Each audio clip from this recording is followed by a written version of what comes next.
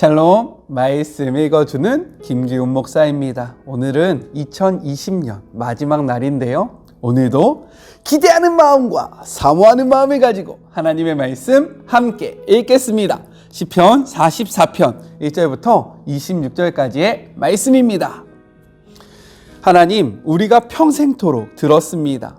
우리 조상들이 조상들에게서 들은 이야기를 우리에게도 들려주었습니다.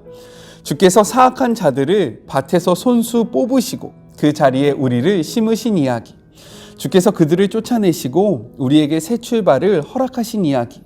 이 땅은 우리가 싸워서 얻었거나 노력해서 얻은 것이 아니라 주님의 선물입니다. 주께서 주셨습니다. 환한 얼굴로 즐거워하시며 주셨습니다. 오 하나님, 주님은 나의 왕이시니 야곱의 승리를 명하소서. 주님의 도우심으로 우리가 적들을 쓸어버리고 주님의 이름으로 저들을 산산히 짓밟아 버리겠습니다.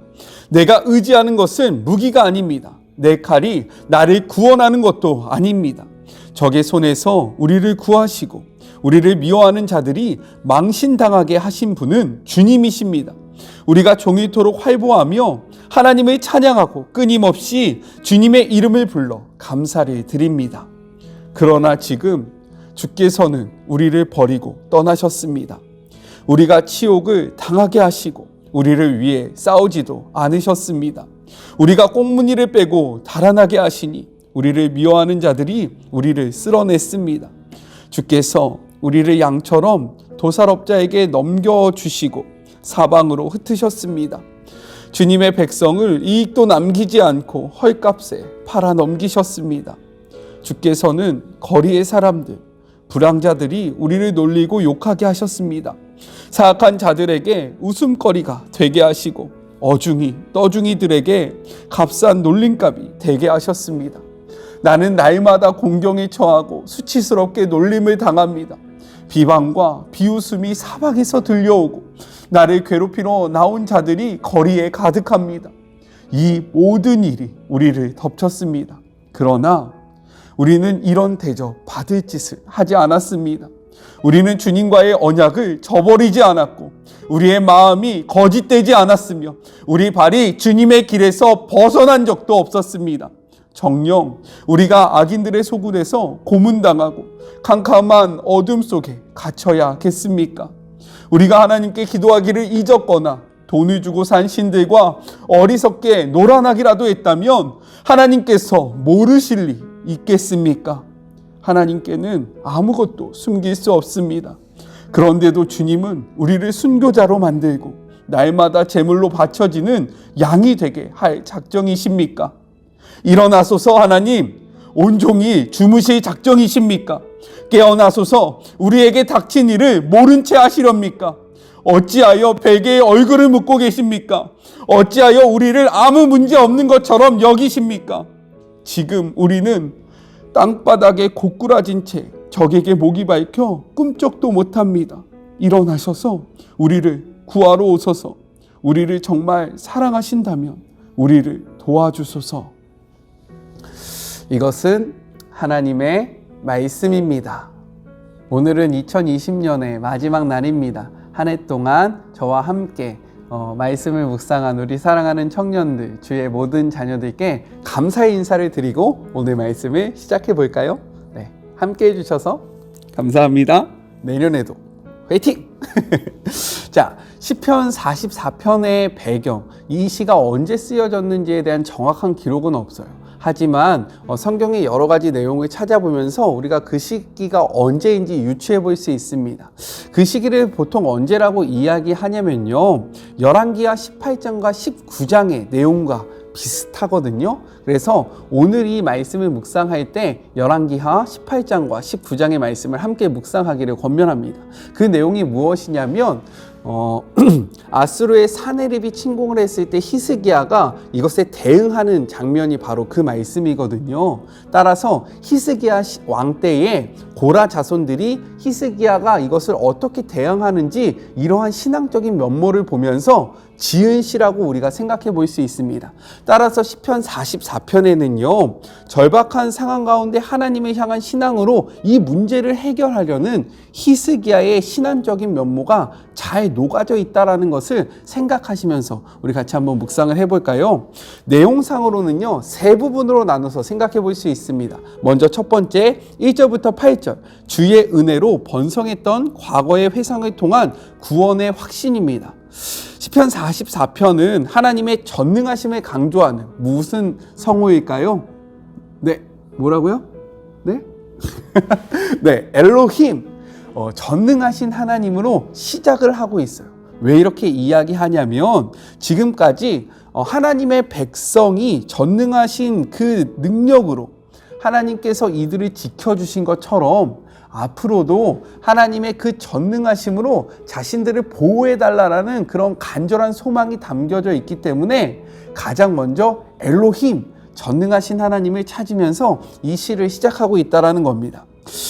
시인이 과거에 하나님께서 이스라엘에게 행하신 여러 가지 행적들을 기록하고 있는데요. 그 이유가 무엇이냐면 지금 이 언약 백성이 강대한 이방 세력에 의해서 큰 위협을 받고 있다는 거예요. 따라서 과거에 하나님께서 그 전능하심으로 우리를 그 가나안 땅에 살고 있던 이방 민족을 다 몰아내고 그 땅에 살게 하신 것처럼 지금도 이 어려운 상황을 몰아내 주시고 하나님이 우리를 붙잡아 달라고, 우리를 보호해 달라고 하나님께 간절히 간구하고 있는 모습이라고 우리가 생각해 볼 수 있습니다.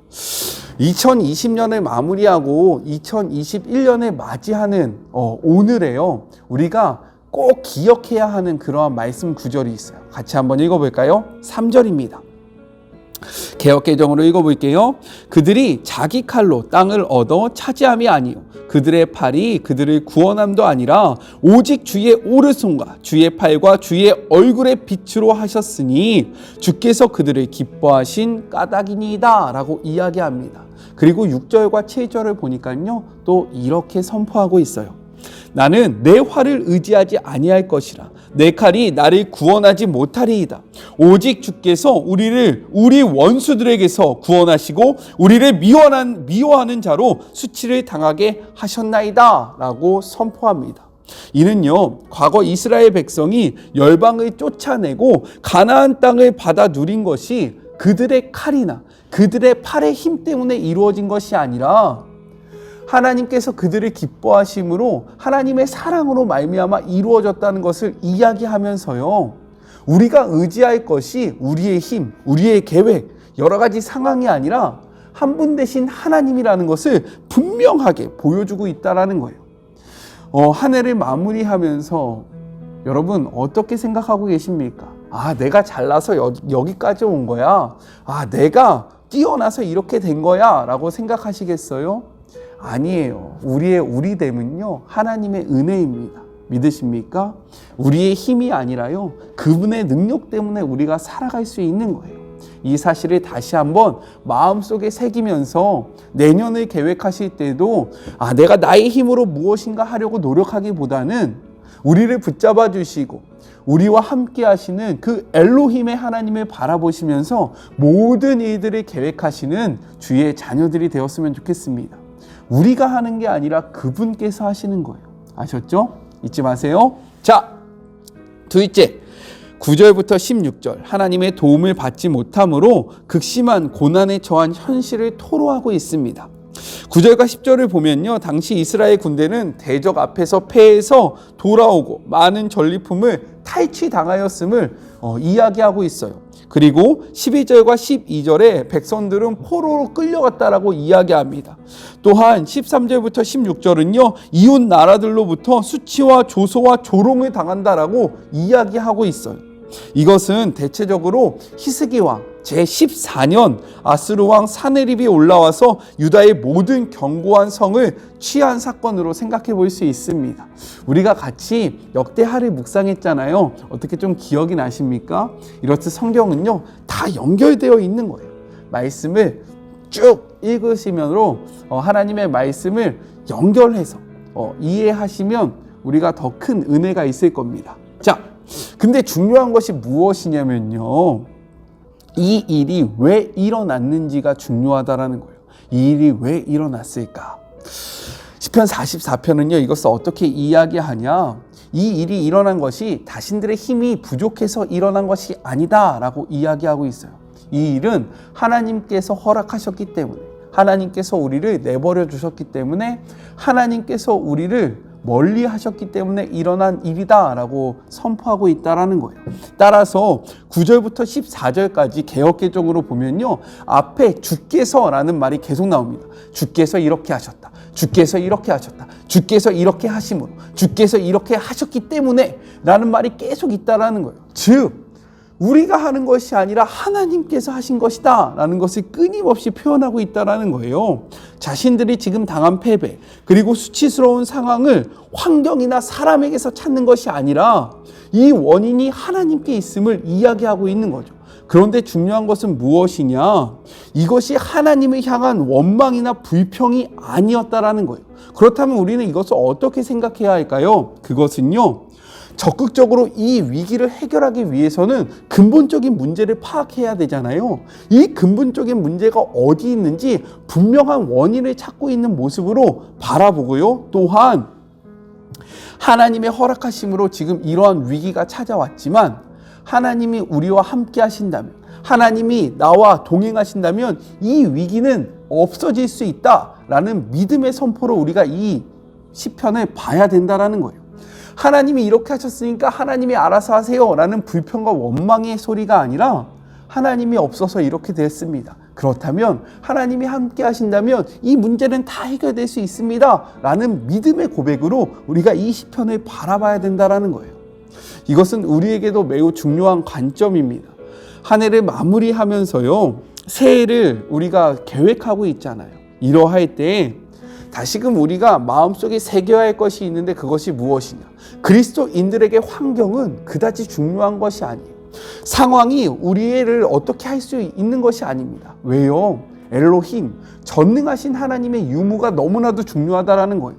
우리의 상황이 아무리 좋을지라도 하나님이 없으면 이것은 아무것도 아닌 거예요.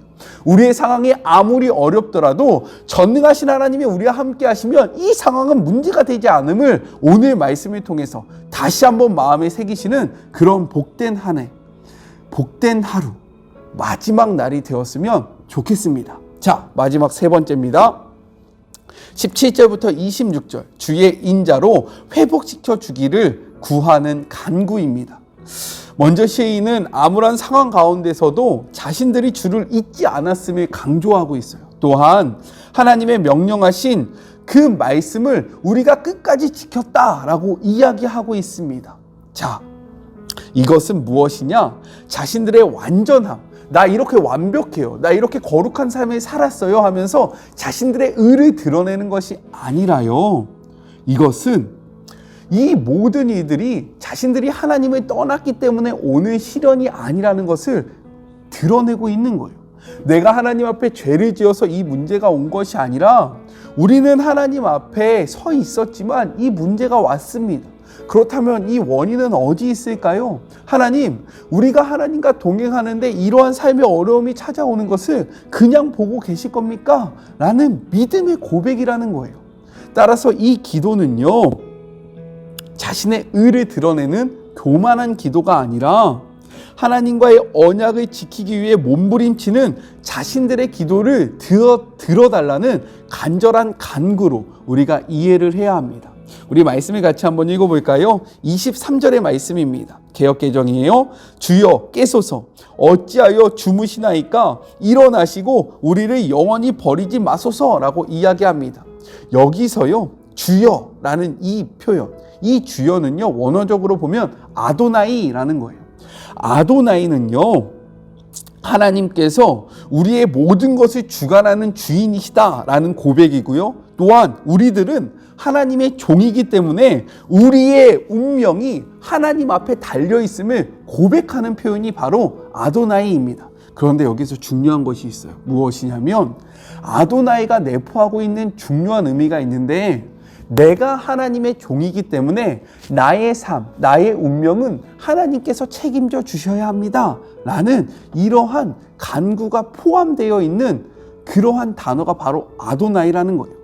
아도나이는 당신 나의 주인입니다 라는 믿음의 고백이지만 당신이 나의 주인이기 때문에 나의 인생과 나의 삶을 완전하게 보호해 주셔야 합니다 라는 보호의 의미가 강조되어 있는 단어라는 거예요.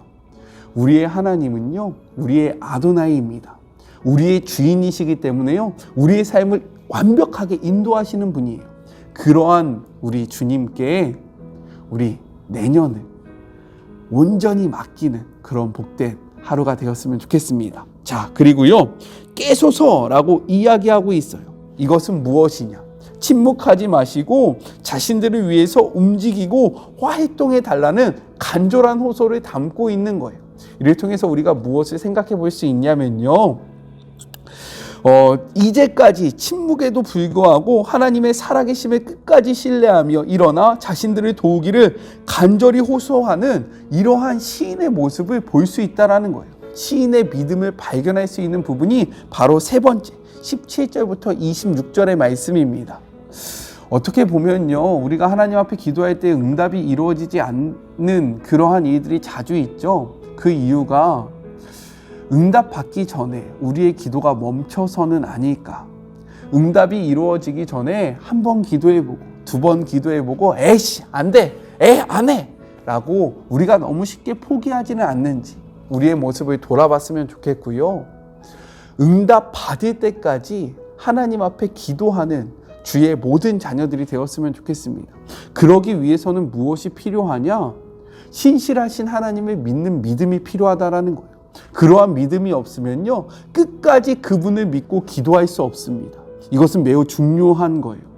믿음은요, 끝까지 견디는 것입니다. 믿음은요, 끝까지 바라보는 거예요. 믿음은요, 어떠한 상황 속에서도 흔들리지 않는 거예요. 응답이 이루어지지 않는, 하나님의 부재가 느껴지는 것 같은 순간에도 하나님의 신실하심을 바라보면서 끝까지 그분을 신뢰하는 것이 우리가 소유해야 하는 믿음이라는 거예요. 2020년이 다 끝났습니다. 그리고 2021년을 하루 앞두고 있는데요, 이러한 믿음으로 한 해를 정리하시고 내년을 계획하시는 그런 복된 하루가 되었으면 좋겠습니다. 우리 같이 기도할까요? 하나님 감사합니다. 참 다사다난했던 한 해가 지나갔습니다. 코로나라는 이 작은 질병 하나 때문에요, 온 세계가 멈췄고 경제가 무너졌고 수많은 사람들이 죽어갔고 정말로 상상치 못했던 일들이 가득했던 한 해가 2020년이었습니다. 그럼에도 불구하고 되돌아보면 우리가 이렇게 지낼 수 있는 것이 주님의 은혜임을 고백합니다.